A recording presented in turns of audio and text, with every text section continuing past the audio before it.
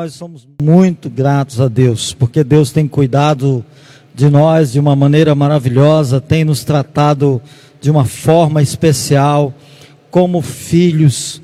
Deus nos ama e nós devemos também amá-lo, tá? Eu quero deixar esse recado para você que nos assiste nesse momento, que nós estamos aqui não é apenas porque Deus nos ama, nós devemos estar aqui para que tudo se complete, é porque nós amamos a Deus, nós também nos colocamos diante de Deus com o nosso amor, com o nosso coração. Então nós, Igreja Batista em Redonda, nós cremos nesse amor, nós cremos realmente que nós amamos a Deus e a cada dia devemos nos aperfeiçoar para amar a Deus a cada dia mais, com este perfeito louvor, com este amor verdadeiro que nasce dentro dos nossos corações, pela misericórdia de Deus, pela graça de Deus que nos sustenta e que nos abençoa a cada hora. Eu quero te convidar nesse momento a ler a palavra de Deus junto comigo e então fazermos uma reflexão nesta noite, um sermão que vem do coração de Deus para a sua vida, para que nós possamos também nos alimentar grandemente dessa palavra profunda que alcança nossas vidas, que modifica o nosso caráter, que melhora o nosso caráter. Afinal de contas, o propósito de Deus é que a cada dia nós venhamos nos parecer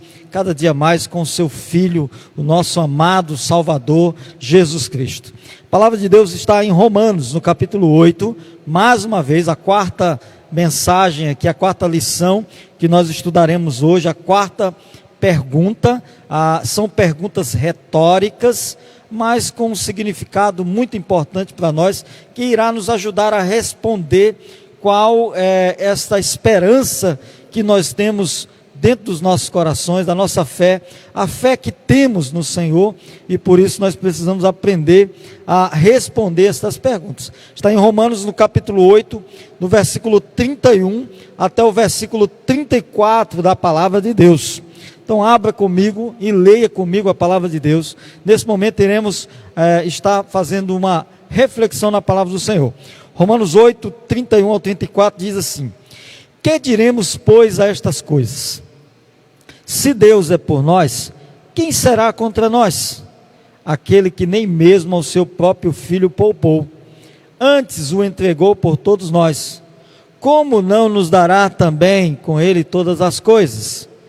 Quem intentará acusação contra os escolhidos de Deus? É Deus que os justifica. Quem é que condena? Pois é Cristo quem morreu, ou antes quem ressuscitou dentre os mortos, e está à direita de Deus e também intercede por nós. Amém? Graças a Deus. O livro de Romanos é um livro maravilhoso, muito profundo na sua espiritualidade. Paulo escreve aos Romanos e nos direciona a compreendermos esta certeza da salvação. Por isso, no capítulo 1, Paulo vai falar exatamente, até o capítulo 3, ele fala exatamente dessa universalidade do pecado, tanto para os judeus como para os gentios. E aqui também ele vai tratar da fidelidade e da justiça de Deus. No capítulo 4, Paulo vai dizer que desde os tempos antigos, o povo acreditava que a salvação ou a justificação era dada através das obras. Mas Paulo irá mostrar aqui, assim também como ele escreve lá em Efésios, no capítulo 2, nos versículos ali 8, 9 e 10, tratando de que a salvação é por meio da graça, e claro, por meio da fé e unicamente esta fé em Jesus Cristo, o Filho de Deus. No capítulo 5, nós vamos ver aqui os frutos da justificação. No capítulo 6, os efeitos da santificação. No capítulo 7, a morte para a lei, ou seja, o ser humano agora não ia depender mais da lei, mas da graça, porque nenhum homem, ninguém nunca conseguiu alcançar os padrões de Deus através da lei. Então foi necessário Jesus Cristo vir ao mundo e através da graça entregar a sua vida por nós, para que pudéssemos assim ter a salvação, a vida eterna. No capítulo 8, a vida no Espírito. E aí então, nós aprendemos que no versículo 1, diante de todas estas coisas que Paulo escreve, ele vai dizer que nenhuma condenação há para aqueles que estão em Cristo Jesus, o nosso Senhor.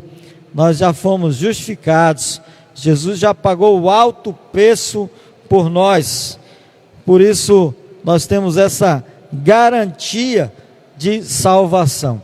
Então Paulo ele prova todos os temas aqui, e agora ele vai prorromper para algumas interrogações em que todos os crentes devem responder, ou devem saber respondê-las. Aqui nós temos algumas perguntas, e essas perguntas nos ajudam, por conta de que virá as dificuldades, as adversidades, aquelas que nos fazem desesperar-nos, mas aí então nós vamos ver a expressão de Deus, o amor de Deus aqui na alma dos crentes, quando Ele mostra algo que nos encoraja, que é indestrutível, que é um incentivo inquebrantável e que é uma fortaleza intransponível e que está disponibilizado a todo crente, a todo cristão, mesmo e claro, nos momentos das provações, das adversidades, nós devemos ter essa consciência do favor de Deus por cada um de nós. Por isso, creia, nós estamos passando por essa dificuldade toda, por esta pandemia, por esta situação crítica em que muitas pessoas estão morrendo. Nós tememos por todas elas e estamos orando para que Deus guarde as nossas famílias, que Deus guarde os nossos familiares, e nós cremos no poder de Deus, no poder de cura, no poder de restauração, quando Ele sara, quando Ele transforma, quando Ele levanta, quando Ele fortalece, quando Ele traz de volta a vida. Nós cremos nesse Deus e nós não podemos deixar de acreditar nele nunca, porque o justo viverá pela fé. Glória a Deus. Quem condenará os eleitos de Deus?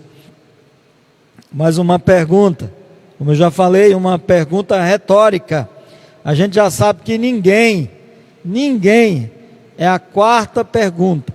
Quem condenará os eleitos de Deus? A primeira pergunta, quando nós tratamos, é: se Deus é por nós, quem será contra nós?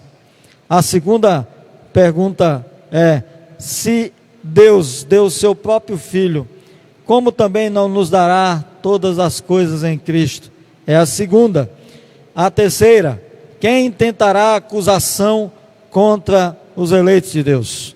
E a última pergunta: quem os condena? Porque foi Cristo quem morreu, Cristo ressuscitou, e Cristo está à direita de Deus, e Ele então intercede por nós. Então ninguém, já está provado aqui, que ninguém pode ir contra o crente, exatamente porque Deus é por nós. E se Deus é por nós, ninguém será contra nós. Aqui a gente vê o significado de acusação, mas há uma diferença entre acusar e condenar. No versículo 33 aqui diz que ninguém poderá nos acusar, porque é o próprio Deus quem nos justifica. E a gente pergunta: mas seria possível alguém nos condenar? E aqui Paulo, escrevendo anteriormente, ele vai dizer que esta passagem, este acesso ao julgamento está obstruído, ou seja, de qualquer forma, mesmo que tentem nos acusar, mesmo que tentem nos condenar, nada chegará até nós, porque o acesso para o julgamento está fechado, né? Nós poderíamos ser condenados. A gente pode estar perguntando aqui, olhando para esse texto, e aqui Paulo vai apresentar algumas razões pela qual mostra que nós não podemos ser condenados. A primeira razão é a morte de Cristo, né? Cristo, ele sofre aqui a nossa condenação, a nossa culpa foi transferida para ele, a nossa dívida foi quitada por ele, e nós somos identificados aqui tanto com a morte como com a ressurreição de Cristo, né? Ele morreu, ressuscitou, e nós também morreremos e juntamente com Cristo também ressuscitaremos, morremos aí como velho homem e ressuscitaremos como novo homem. Aquele velho homem que de fato era digno de toda a condenação já morreu. Aprenda isso, já morreu. Não é possível cobrar uma dívida de quem já morreu.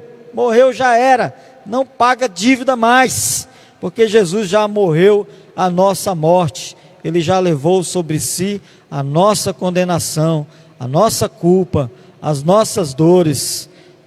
Nós acreditamos nessa morte e é por ela que nós vamos, é ali na cruz, quando nós nos achegamos até a cruz, quando nós nos colocamos diante da cruz, quando nós aceitamos aquela cruz, quando nós sofremos aquela cruz, porque nós sabemos que nós entregamos a nossa vida ao Senhor e Ele morre por nós, mas nós sentimos tudo isso, porque Deus, Ele habita em nós, Ele está dentro de nós. A segunda razão pela qual Paulo fala que é impossível nós sermos condenados é exatamente esta ressurreição de Cristo. Nós não servimos a um Cristo, por exemplo, que esteve vivo e que agora está morto, mas nós servimos a um Cristo que estava morto e agora está vivo, né? Aquele que esteve morto um dia, mas que ressuscitou ao terceiro dia, e a Bíblia diz que ele está à direita de Deus, está assentado ali à direita do nosso Deus Todo-Poderoso, e nós nos identificamos com esta ressurreição. A ressurreição é a nossa também, é essa fé na ressurreição que nos garante essa pregação, que nos garante levar a vida eterna a outras pessoas. É esta ressurreição que nos garante esse trabalho de missões, que é levar o amor de Deus às pessoas, que é poder transportar essa graça a outras pessoas, que é poder distribuir esta graça àqueles a quem não conhecem ao nosso Senhor Jesus Cristo. A ressurreição de Cristo também é nossa. Nós também fomos vestidos com a justiça de Cristo. E a terceira razão é exatamente esta posição de Jesus Cristo diante do Pai. Ele está à direita de Deus, está sentado ali. Conta-se que uma certa pessoa adepta, né, de Charles Taze Russell, ele vai indagar a um crente, exatamente tentando ali desqualificar a divindade de Jesus. E aí ele então escolhe esse texto para apresentar ao crente, exatamente para tentar mostrar que Jesus não é Deus. Eles não acreditam nisso. Que pena, né? Que pena. Eu espero que se convertam. Mas o que a gente pode ver é que eles tentaram desqualificar aqui a divindade de Jesus. E eles escolheram um péssimo versículo, porque este versículo ele diz exatamente, ele mostra exatamente o oposto, o contrário. Ora, estar à direita de Deus é uma posição mais do que especial. Você já viu, por exemplo, na Bíblia, algum anjo à direita de Deus? Alguma pessoa à direita de Deus? Não, você só vai ver apenas Jesus à direita de Deus, exatamente porque Ele é o próprio Deus, e é exatamente por causa desta posição diante do Pai que temos aqui a razão pela qual nós não somos condenados, né? Essa é a terceira razão pelo qual nós não podemos ser condenados. E a quarta razão é a constante intercessão de Cristo por nós. Cristo morreu, Cristo ressuscitou, Cristo está à direita de Deus e agora Cristo intercede por nós, né? Jesus não apenas intercedeu por nós, mas ele continua posicionado ali à direita de Deus, intercedendo ao nosso favor. Portanto, isso nos fortalece a cada dia mais a nossa consciência quanto à impossibilidade da nossa condenação. Vão tentar obstruir, nos acusar, porque esse é o papel do diabo, ele é o acusador. A palavra diabolos significa acusar, e como nós já vimos, nós aprendemos que o nosso maior acusador é o diabo. Ele tenta tirar exatamente essa alegria do cristão, quando ele nos acusa. Por que acusar? E nós aprendemos que acusar é o trabalho principal do diabo, porque leva à consequência de condenação, que é o que ele mais quer que nós sejamos, condenados. A gente pensa que o maior trabalho de Satanás é a tentação. Não é a tentação, mas sim a acusação. Ele tenta nos acusar para que nós venhamos ser condenados. Mas já aprendemos aqui, tá? Fique tranquilo, abra os seus olhos nesse momento, abra os seus olhos espirituais nesse momento.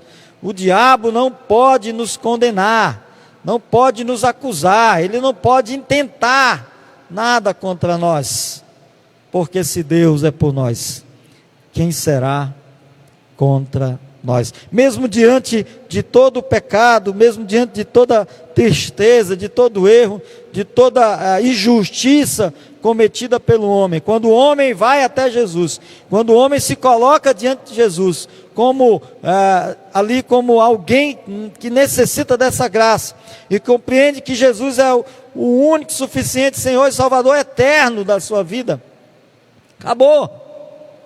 Jesus agora vai justificar os nossos pecados.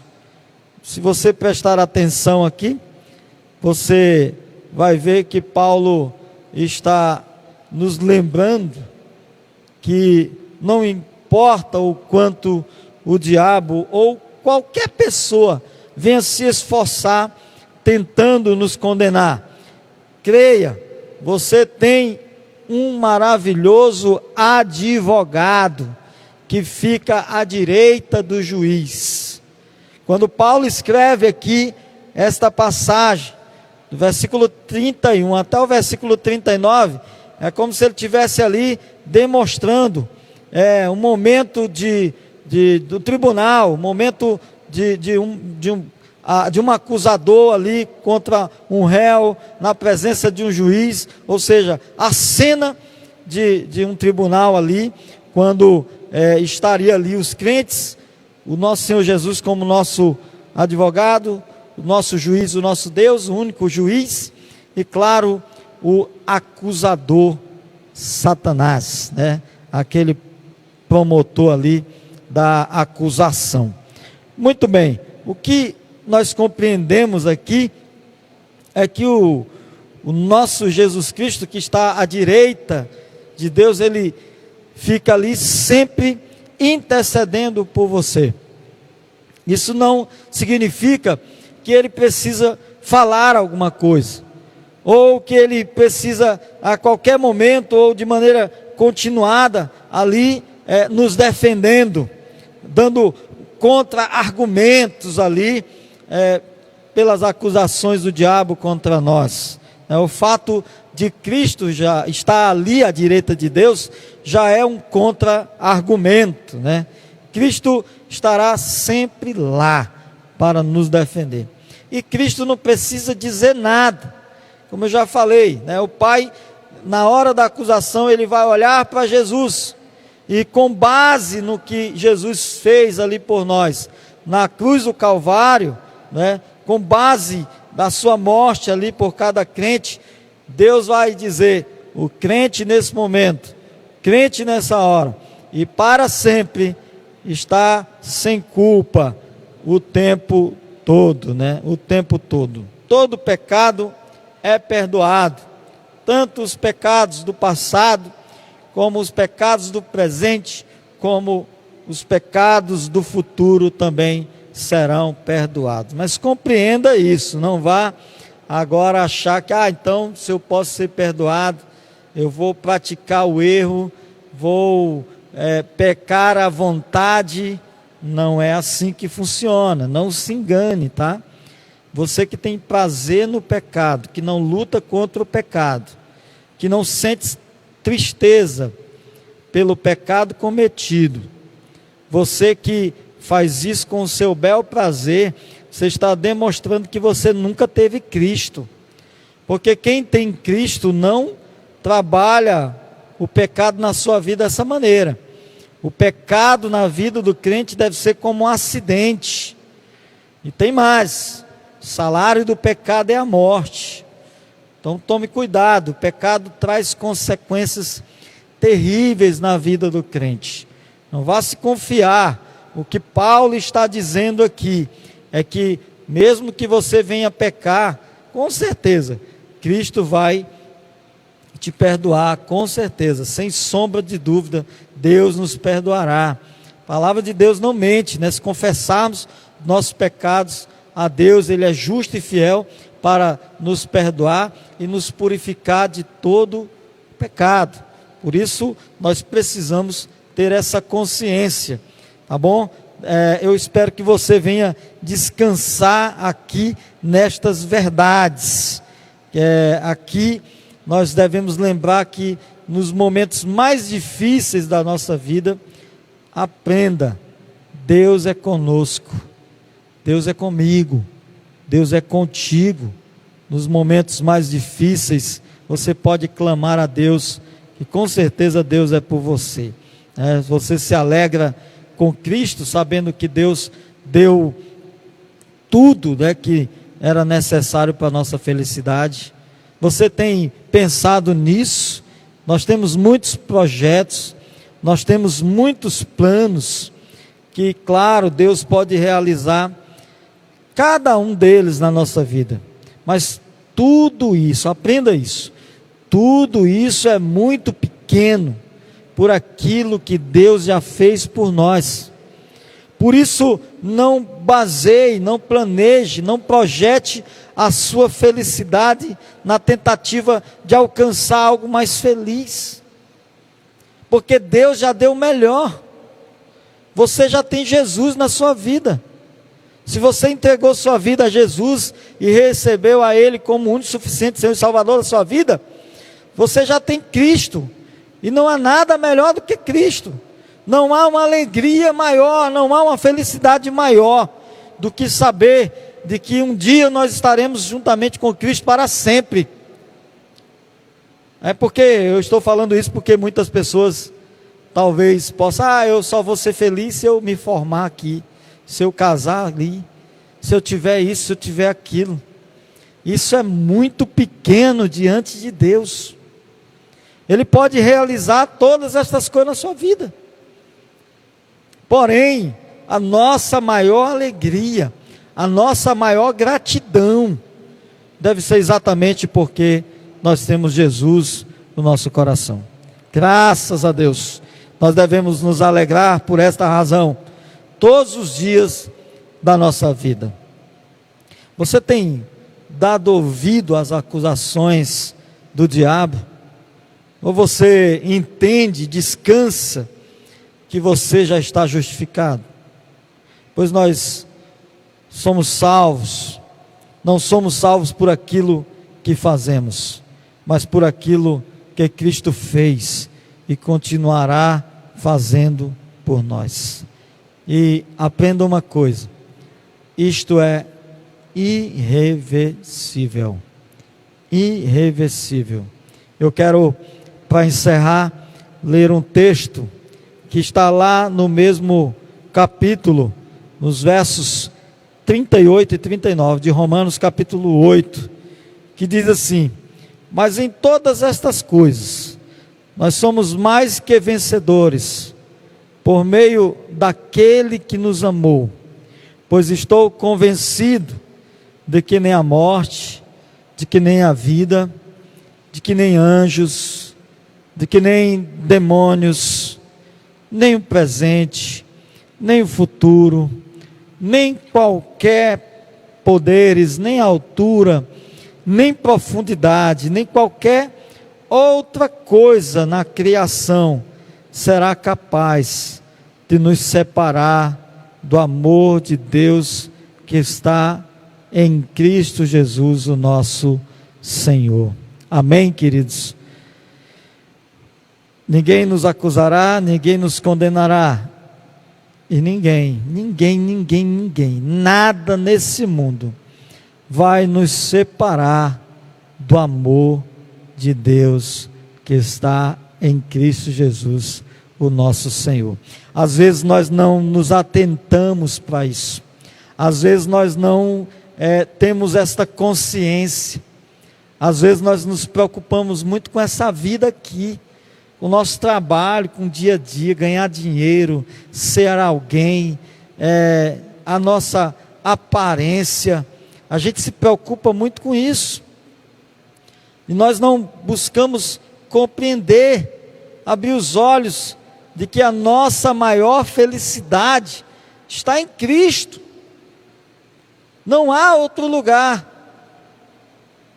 E quando nós lemos esta passagem maravilhosa, que abre os nossos olhos, que nos alegra, e que às vezes nós não temos consciência, nós nos alegramos muito, porque nós temos um Deus grande e maravilhoso, que nos ensina a responder essas perguntas, e que nos dá a certeza de salvação, e que no final de tudo ainda diz, que nós somos mais do que vencedores, e que no final de tudo ainda diz, que por meio daquele que nos amou, Jesus Cristo, nós deveremos estar convencidos, de que nem morte, de que nem vida, de que nem anjos, de que nem principados, nem demônios, nem presente, nem passado, nem futuro, nem qualquer poderes, nem altura, nem profundidade, nem qualquer outra coisa na criação, poderá nos separar do amor de Deus, que está em Cristo Jesus, o nosso Senhor. Glória a Deus, diga aí onde você está, glória a Deus, aleluia, nada vai nos separar do amor de Cristo, graças a Deus. Eu quero nesse momento agradecer a todos que estão nos acompanhando através desta live, deste culto.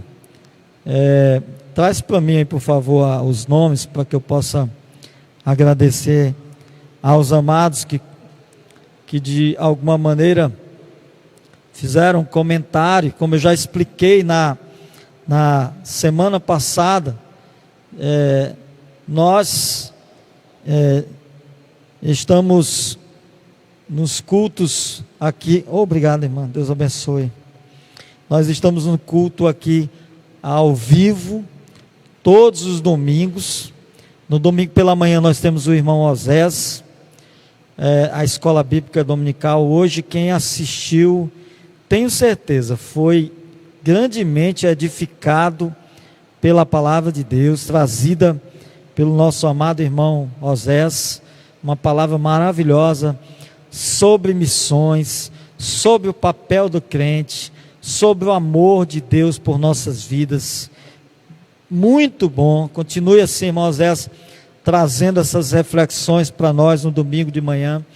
E no domingo à noite, quero avisar que a partir do próximo domingo, o culto vai ser às 19 horas, 7 horas da noite, tá bom? Então, desde já prepare-se aí, nós iremos estar, o irmão Érico vai estar divulgando durante a semana, para que todos os irmãos estejam preparados aí para acompanhar o culto às 19 horas. Eu quero também fazer aqui algumas observações que é importante para a ordem do culto.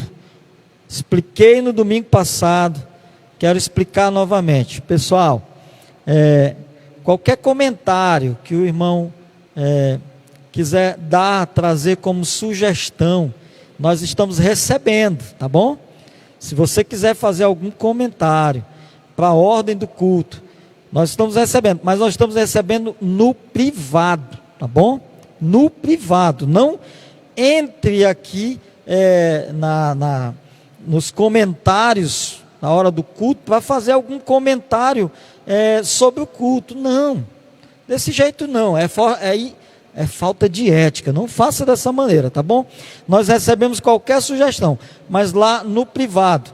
Quero dizer também que os comentários que você deve fazer na hora do culto, faça interagindo com o culto. Por quê? Porque não é um momento de bate-papo, tá bom? Não é um bate-papo. Pastor, é chato. Não, é ordem. Nós queremos algo melhor para a igreja, para nós. E claro, para a honra do nosso Deus.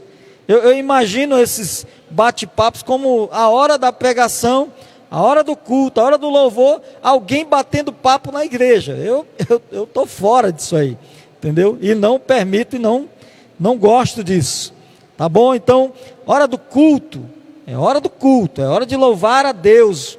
Veja que quando o pastor entrou agora no início do culto, ele diz que todo louvor pertence a Deus, só Ele deve aparecer, amém? Graças a Deus, obrigado, eu espero que os irmãos me compreendam. Quero avisar também que as coisas estão mudando, daqui a pouco nós iremos voltar, não sei quando, mas creio que já está perto. Hoje nós já temos, por exemplo, Imperatriz, que já está recebendo alguns irmãos com um número pequeno dentro das igrejas.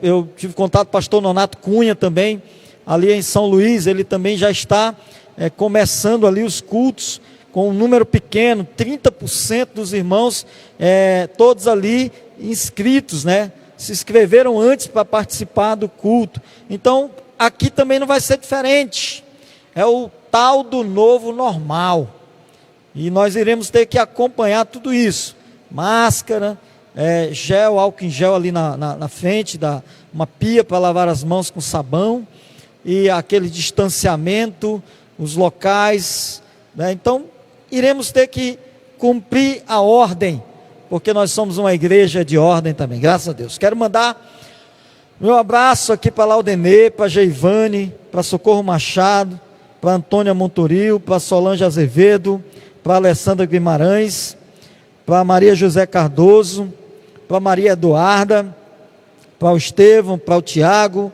para Eva Calaça, para Osmarilda, para Neisilane, para Ana Vitória, para Isa Maria, para Jaqueline, para o Assis, Ana Paula, Giovana Lopes, Kátia Fernanda, Delma Oliveira, Laís Fernando, Jesus Oliveira, Mauro Rocha, Gerson Nascimento, Ilse, Maria do Carmo, Maria Gomes, Lili Novaes, Osés Oliveira, Ana Patrícia. Quero citar aqui o nome da irmã Ana Patrícia. Seu pai continua no hospital.